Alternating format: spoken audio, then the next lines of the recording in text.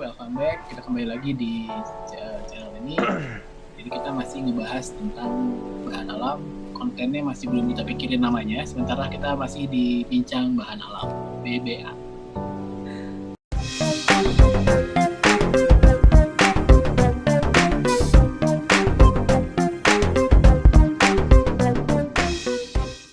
Nah, kita masih bersama dengan Bang Farid, salah seorang praktisi atau salah seorang yang bergerak di bidang.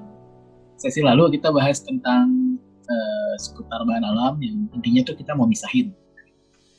Nah, sekarang kita lanjutin nih, Bang. Jadi kalau untuk yang ini, kita pengen bahas tentang pemisahan. Jadi sebetulnya konsep dasarnya kemarin dijelasin, ekstrak dan sebagainya itu kan pemisahan ya.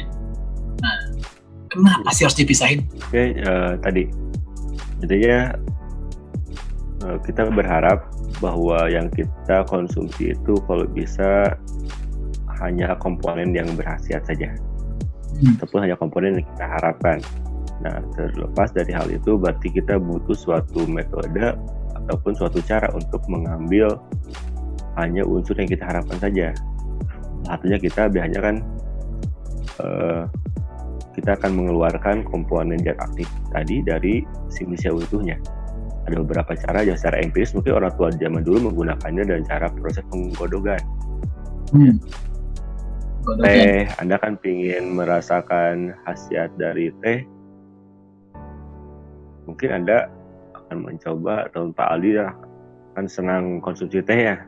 Kenapa tidak langsung aja digayam teh nak? Mau atuh garing atau kan dia. Nah, gitu kan. Berarti kan bagaimana bisa merasakan, tapi kita misalkan tidak semua komponen zat tadi kita masukkan dalam tubuh kita. Kalau bisa hanya berkhasiat saja. Nah, intinya ada beberapa metode yang bisa kita gunakan. Artinya ada proses ekstraksi, pengekstrakan ataupun penyarian. Jadi nanti yang akan kita konsumsi adalah yang tersarinya saja ataupun sarinya saja. Jadi pengambilan sarinya aja ya. Jadi kita cuma ambil yang khasiatnya aja ya. Yang lainnya kita udah pisahin. Ya, komponen-komponen yang bisa kita sari di suatu jenis larutan ataupun media penyari, gitu kan. Jadi sebetulnya karena belum tentu tersari semuanya. Tadi kalau dibilang sama Bang Farid penggodogan, berarti kolot-kolot baheula itu sudah mengekstrak. Sudah mengekstrak. Jadi setidaknya orang tua dulu juga sudah mengekstrak, sudah tahu bahwa ketika ingin merasakan khasiat kopi, digodog, mungkin bisa kerasa gitu kan. Itu sudah metode ekstraksi, cuma sekarang mungkin udah banyak variasinya ya, pengembangan dari situ. Ya, variasi ya. Ya, secara empiris mengharapkan pasti ya orang tua dulu kan tidak mengenal etanol, tidak mengenal alkohol, tahunya air ya. Jadi apapun tumbuhannya, cara mengekstraksinya pakainya air dan digodog gitu kan. Jadi sebetulnya cukup unik. Ya. Kalau yang gitu doang udah bisa disebut ekstraksi, jadi sebetulnya ekstraksi itu apa tadi? Kita cari definisi. Secara definisi ekstraksi itu proses penarikan senyawa menggunakan suatu pelarut ataupun suatu zat yang cocok dengan di sini komponen zat yang akan kita cari. Adalah air ya kalau penggodogan tadi. Air. Nah, air berarti semua komponen yang dapat larut di air pada saat kita godog dalam simplisia tadi, komponen yang larut di air itu akan pindah ke air. Oke. Dan nggak cuma air ya, banyak banget etanol, bensin dan sebagainya bisa dipakai ya? Bisa. Tergantung kita maunya. Menyesuaikan. Kalau tadi, nah, karena kuncinya kan kesamaan sifat dari pelarut yang digunakan dengan senyawa yang akan ditarik. Jadi pelarut tertentu akan menarik senyawa yang sama juga sifatnya. Di salah satunya di sini ada sifat kepolarannya. Berarti pelarut yang polar menarik yang polar, dan yang semipolar dari semipolar, setelah yang non polar pun menarik yang non polar. Wah, ngomongin kepolaran lagi nih. Wah, ini bisa panjang nih kita bahas kepolaran. Jadi kalau gitu, ini misalnya nih ya, tadi kalau dulu saya ngasih contohnya tuh yang kunyit saja ya. Yang kunyit, kan dulu kata Bang Farid tuh biasa dimakan dengan langsung dimakan ya. Tapi ada orang yang mungkin nggak nyaman, paham, makanya dibikin bentuk ekstraknya gitu ya. Ekstraknya dimasukin dalam kapsul. Ya, biar lebih mudah dikonsumsi. Itu badan ya kalau disimpulin mah. Nah, berarti dalam satu kapsul itu kira-kira apakah kunyitnya berapa ya? Nah itu jadi nanti mesti dilihat dulu kemampuan suatu pelarut menarik komponen dalam suatu simplisia ataupun suatu sampel, suatu bahan yang kita akan ekstraksi, tergantung masing-masing. Jadi kita lihat dulu pelarut tersebut dan zat yang ada dalam tumbuhan asal tadi yang kita akan gunakan. Si komponennya tadi kelarutannya berapa persen dalam pelarut, perbandingannya berapa, misalkan dia larut dalam berapa bagian. Biasanya sekitar berapa dong? Termasuk. Biasanya. Nah biasanya kan kalau orang tua kita zaman dahulu itu menggunakan itu ganjil ya kan? Ganjil. 5 gelas jadi 1 gelas nantinya. Daun digunakannya ganjil 1357, patokannya seperti itu, jarang digunakan seperti sekarang mungkin berapa gram. Nah, mungkin zaman dulu tidak ada juga timbangan, belum ada timbangan. Ya kalau daun satuannya ganjil. Kalau enggak pakai apa? Saperep gitu ya, jari. Gitu. Ya. Jadi masih belum dihitung secara bobot yang seperti sekarang itu timbangan. Kalau pengalaman Bang Farid kita lihat kalau misalnya Bang Farid misalnya pengalaman ya, kalau ngekstrak biasanya dapatnya berapa sih? Paling dari berapa tanaman, berapa kilo tanaman dapatnya berapa sih paling? Ya kalau biasanya dari mulai tanaman basah itu kita nyusut 10% ya. Misalkan 10 kilo basah, kadang tergantung tumbuhannya. Rata-rata jadi 1 kilo misalnya. Nah, jadi 1 kilo kering. Nah, nanti diekstraksi. Ya, basah bisa jadi 1 kilo simplisia kering, tumbuhan kering. Yang nanti akan kita ekstraksi tergantung nanti komponennya itu dia banyak atau tidak yang punya kelarutannya besar di pelarut yang kita gunakan.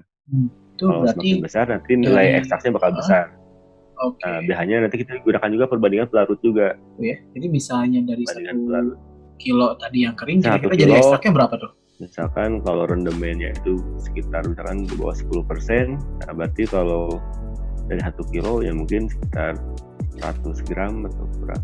Kadang kurang sih. Apa tadi namanya Bang? Rendemen. Tergantung simplisianya juga ya, komponen yang kita tarik itu banyak atau sedikitnya di dalam sampel kita. Jadi rendemen itu tadi apa? Bobot yang didapatkan? Rendemen itu jadi bobot hasil ekstrak yang kita dapatkan dibandingkan dengan bobot dari simplisia awal ataupun tumbuhan asalnya yang kita jadi gunakan. Kalau rendemennya 1 kilo, rendemennya 10%, itu cuma dapat sekitar 100 gram gitu ya. Iya, tapi itu terlalu besar, 10%, jarang kadangnya 10. Atas di bawah 10% ya, tergantung. Berarti anggap kunyit 10% nih, contoh misalnya kunyit tadi misalnya 10%. Kita belum cek nih berapa. Berarti misalnya jadi mahal, kan ya? satu kapsul isinya sekitar 50 gram berarti. Jadi 50 gram dalam satu kapsul itu diambil dari sekitar berapa? 500 gram ekstrak. Simplisia. Ya, 500 gram diambil dari 5 kilo tanaman basah. Jadi wajar kalau mahal ya. Kenapa? Wajar mahal karena belum diperhitungkan juga ongkos produksi kan segala. Iya. Jadi wajar ya kalau mahal sebetulnya. Wajar mahal. Makanya kadang yang jual murah malah curiga ya. Ya, takutnya dalamnya abal-abal bukan Hukum. Ya. Untuk pemisahan ya, ekstrak. Jadi ekstrak ini biasanya bentuknya gimana tuh? Ekstrak secara umum atau gimana sih? Pada saat awal itu biasanya dia cair. Cair kalau kita gunakan ekstrak. Ya, tergantung metode ekstraksinya, menggunakan metode ekstraksi yang mana itu ada banyak kan. Ada proses pengepresan, tapi biasanya berupa awal itu ekstraknya itu berupa senyap, bentuknya biasanya cair. Dan nanti kita lakukan proses pemekatan. Secara tradisional biasanya di industri obat tradisional yang masih konvensional, proses pemekatannya kadang-kadang ada cara dipanaskan. Panasin biasa? Panaskan, ya panasin biasa, tapi dan terus diaduk. Dan ada beberapa juga yang tradisional yang masih konvensional itu ditambahkan juga zat yang berfungsi sebagai adsorben untuk pengering lagi, menyerap. Misalnya apa? Misalnya serbuk-serbukan gitu kali ya? Nah, udah gitulah. Kata. Kan konten apa adanya. Anjir, persiapan itu. Siap, lanjut nih. Oke, jadi bahas lagi tentang ekstrak. Jadi sebenarnya kalau gitu Ya dari mulai zaman kolot baheula yang mulai penggunaan sampai sekarang banyak caranya. Jadi sebenarnya ekstraksi itu bisa dikerjain dengan berbagai cara gitu ya. Banyak banget yang bisa kita pakai caranya buat ekstraksi gitu ya. Iya. Ya, Apa ya, bisa tergantung apanya nih? Satu yang menyebabkan besar anak jenis, satu tergantung dari komponen ataupun sifat dari komponen yang akan kita tarik. Nah, misalkan kalau komponen senyawanya itu misalkan dia tidak termolabil ataupun tidak mudah menguap, adanya digunakan mungkin bisa metode perendaman dan rebusan. Bisa kita gunakan ya direndam, ya ada perendaman. Jadi ada pakai suhu panas ataupun ada suhu ruangan. Orang tua dulu kan pakainya pasti selalu digodok ya. Ya. Ataupun kayak ada juga yang tanpa pemanasan, kalau tradisional pernah dulu mungkin menggunakan air sereh. Oh, hanya. Nah, itu air sereh, apa ya bahasa Indonesia air sereh, nyecainya lah air sereh kan gitu ya, air sirih. Sirih gitu ya. Itu kan digunakan untuk obat mata ataupun sebagai antiseptik ya, untuk membasuh beberapa bagian gitu kan, membersihkan tubuh. Itu tidak menggunakan proses pemanasan, itu hanya dimasukkan ke dalam air, disimpan beberapa waktu, setelah itu nanti digunakan air tersebut. Nah, saat tidak langsung berarti kan ada proses perbedaan konsentrasi di sana. Ya. Ada kontak sama pelarut juga gitu ya? Iya, kontak. Jadi terjadi proses migrasi komponen. Ketika dalam tumbuhan itu airnya rendah, dan berarti nanti air dari luar bagian tumbuhan akan masuk ke dalam sel tumbuhan, jadi perbedaan konsentrasi, akhirnya terjadi proses penyetimbangan. Oke, jadi itulah kita tadi bisa proses milih ekstraksi. Salah satunya tadi bisa milih lihat dari sifat apa tadi ininya ya, pelarutnya dan senyawanya gitu ya. Senyawanya kan kita senyawanya tahan panas ya kita bisa godok gitu ya. Tapi mungkin kalau nggak tahan panas, kayak sereh tadi aja gitu ya, cukup direndam. Gitu. Ya, dan mungkin orang tua dulu tidak memikirkan tahan panas ataupun tidak. Bisa jadi orang tua dulu memikirkan, oh digodok ya rasanya ada khasiatnya, bantu halusnya untuk obat ini digodok. Namun direndam gugus udah cukup. Orang tua dulu mikir udah cukup saja. Oh digodok jadi pahit. Coba Coba jadi godok itu pahit. Lain obat itu simple gitu. Simple. Tuh. Jadi sebetulnya nggak semua bahan, nggak semua senyawa kimia itu tahan kalau digodok ya sebetulnya. Iya, karena ada beberapa sifat dari senyawa kimia bersifat termolabil, jadi dia tidak tahan, termasuk ketika dia dalam kondisi kena panas dia akan terurai, malah jadi rusak.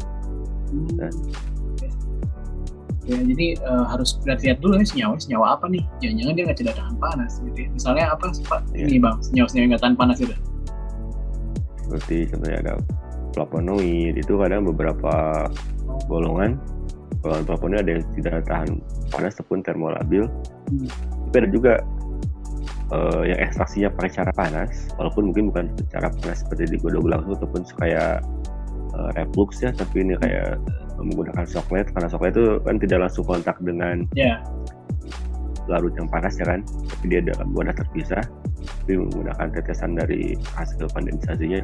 Itu ada juga yang berhasil mendapatkan senyawa flavonoid dengan cara panas tadi. Dan mungkin beberapa komponen tadi bisa jadi ada berbeda karakteristiknya. Iya. Jadi tetap kita nggak bisa sembarangan ya godok semua gitu. Di sembarangan, kita harus lihat dulu apakah dia tahan panas atau tidak. Wah, menarik. Nanti kita akan bahas seputar metode-metode ekstraksinya, apa aja yang bisa kita pakai untuk mengambil senyawa-senyawa yang di dalam suatu tanaman obat gitu ya. Nanti kita akan lanjutkan di episode berikutnya mungkin ya Bang. Ya nggak terlalu panjang satu episode ini. Silakan. Boleh. Terima kasih banyak Mas Farid. Kita akan sambung lagi di episode berikutnya. Sampai ketemu lagi. Stay tune.